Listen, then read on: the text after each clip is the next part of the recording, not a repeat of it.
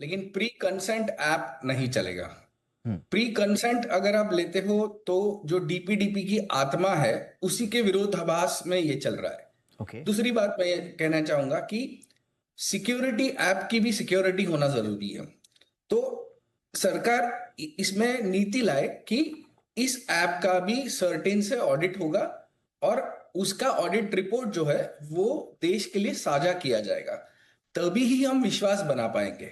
मैं इस ऐप के विरुद्ध नहीं, कोड ऑडिट करना, इसकी वल्नरेबिलिटी जो उसको पब्लिश करना या फिर इसका पेनिट्रेशन करना सर्टेन इम्पैनल्ड ऑडिटर्स द्वारा जरूरी है। नहीं तो क्या होगा कि अगर जीरो डे बग कहीं पाया जाता है या एक्सपोज्ड एपीआई कहीं पाया जाता है या फिर कहीं परमिशन ओवररीच कहीं पाई जाती है, तो इससे क्या होगा, जो हमने सुरक्षा के लिए जो ऐप बनाया है वो ही सबसे बड़ा असुरक्षित सरफेस एरिया बन जाएगा मोबाइल में, जिससे मोबाइल पेनिट्रेट हो जाएगा लोगों को और सरकार की दिक्कतें बढ़ जाएगी।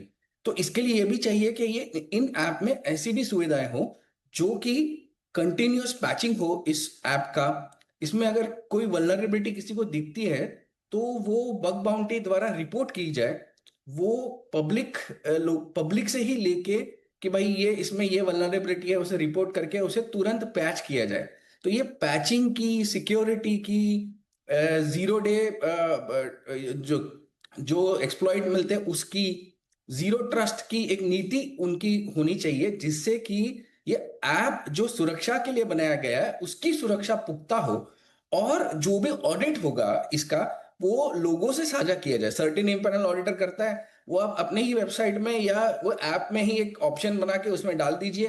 तो पब्लिक को कि क्या, नहीं तो क्या होगा कि अफवाह और नैरेटिव जैसे अभी आज पार्लियामेंट में हो रहा है, ये अफवाह और नैरेटिव बनाया जा रहा है। तो ये नैरेटिव सेट लोगों के दिमाग में हो जाएगा और एक सुरक्षा मन में लोगों के लाने के पहले उनके मन में डर बिठाया जाएगा। और जो ऐप की जो कहने हैं। 1 करोड़ राइट सर। 1 करोड़ के करीब ये है, उससे ज्यादा उसका डाउनलोड होना बहुत जरूरी है।